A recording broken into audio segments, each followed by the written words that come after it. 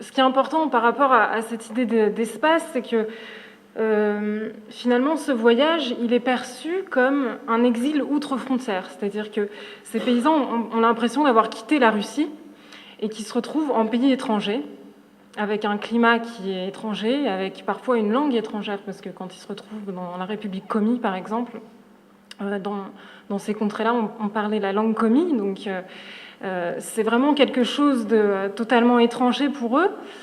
Et c'est donc comme ça que commence leur vie en exil, dans cet endroit qu'ils perçoivent comme complètement étranger.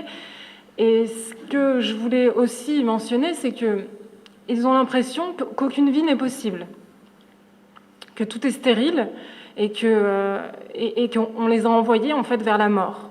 Donc ça, on le retrouve souvent dans les lettres. On nous a envoyés vers la mort certaine. C'est quelque chose qui est très récurrent. Cela étant, si les 3 premières années vont être vraiment chaotiques, ça va vraiment être une histoire de survie. On s'aperçoit que rapidement, finalement, ils vont s'acclimater. Et à la fin des années 30, ces villages sont déjà des villages qui ressemblent à des villages tout à fait ordinaires. Donc ils ont leurs écoles, ils ont leur crèche, ils ont leur kolkhoz, ils ont aussi leurs bâtiments agricoles. Donc finalement, ce défi il a été remporté en un temps record, et c'est intéressant parce que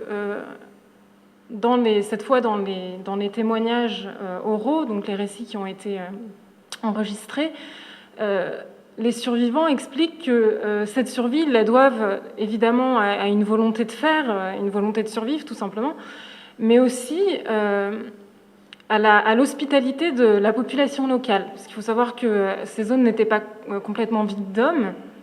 Et du coup, c'est intéressant parce que ces espaces qui sont vus, perçus comme totalement inhospitaliers, abritent une population qui va les aider à s'en sortir.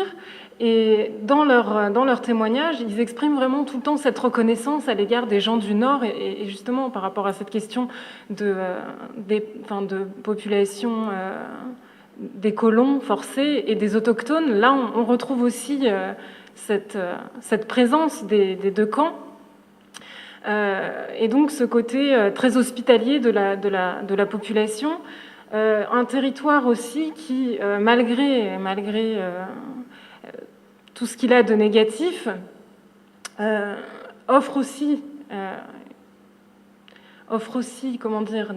une source de survie, parce qu'il faut savoir que dans ces forêts-là, il y avait des champignons, il y avait des fruits rouges. Alors ça paraît un peu insignifiant comme ça, mais très souvent dans leurs témoignages, on s'aperçoit qu'ils ont survécu aussi grâce à ça, et que finalement cette nature leur a été comme une offrande aussi à ces populations. Ce qui est intéressant aussi, parce que moi, du coup, j'ai interrogé aussi des personnes, mais qui sont d'une autre génération, celle qui n'a pas été déportée, mais celle qui est née en relégation. Quand ils parlent de ces villages, ils en parlent d'une toute autre manière, c'est-à-dire que la mort est complètement gommée. L'aspect de détention, c'était quand même des villages où les gens étaient détenus. Il y avait un commandant, ils n'avaient pas le droit d'en sortir. Donc ça, c'est important. La jeune génération perçoit ces villages pas du tout de la même manière, comme des lieux où ils ont vécu leur enfance, leur jeunesse, où ils ont connu leur premier amour, etc. Donc il y a un côté très nostalgique à l'égard de villages qui étaient pourtant donc des villages de détention.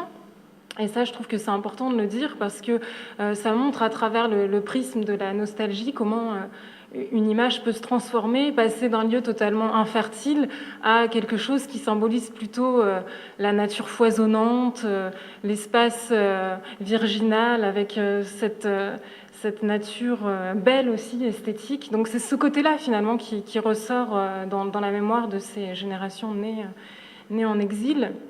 Et juste pour finir, c'est aussi intéressant de voir que ces populations qui sont restées en fait pour la plupart 17 ans en exil, puisqu'en 1947, elles ont été libérées, elles ont eu le choix de repartir vers les territoires d'origine. Les villages ont peu à peu été démontés, ils sont comme enfouis dans la nature, Et aujourd'hui, en fait, il n'y a plus aucune trace non plus de ces villages. Et ça, c'est quelque chose de très déconcertant quand on retourne sur les lieux pour essayer de retrouver des traces, justement. On s'aperçoit que, en fait, la nature a repris ses droits. Donc c'est comme un cycle, une boucle qui se referme. Et on s'aperçoit que finalement, c'est comme si ça n'avait jamais existé. Et ça, c'est quelque chose de très dur dans la mémoire, enfin, pour ces gens-là, parce qu'ils ont vraiment l'impression que, alors ils disent pas comme un cauchemar, mais que c'était comme un rêve. Donc c'est important de comprendre que cette absence-là, il n'y a rien pour en témoigner que la mémoire de ces gens. Et retourner, enfin, souvent ces gens ne souhaitent pas vraiment retourner sur ces lieux. Alors j'ai des témoignages contradictoires là-dessus.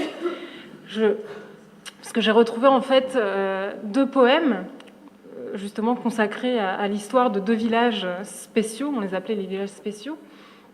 Et une des personnes qui, justement, en 1947, est retournée dans le sud du pays, explique dans ce poème qu'il a un besoin de retourner sur ces terres régulièrement. Donc il y a vraiment une nostalgie très forte qui implique un désir de retour. Alors que d'un autre côté, j'ai trouvé un autre poème d'une femme qui, elle, est restée, qui est aussi partie de son village, mais qui est restée dans les environs. Parce que souvent, il y avait d'autres villages libres dans les environs.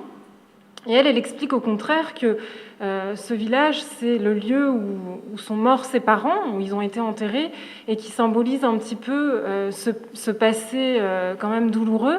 Et là, par contre, impossibilité de retourner sur ces lieux. Il y a un refus de retourner, et même de me reconduire, parce que j'avais demandé si c'était possible. Et là, non, on a l'impression que le lieu est un petit peu comme maudit, et qu'il faut surtout pas y retourner. Donc il y a vraiment, enfin il y a une ambiguïté, il y a beaucoup de paradoxes de toute façon. Je crois que chaque situation est unique, mais c'est important de comprendre que, en tout cas, grâce à ces gens-là, on arrive à avoir une mémoire de ces villages qui probablement disparaîtraient sans ça.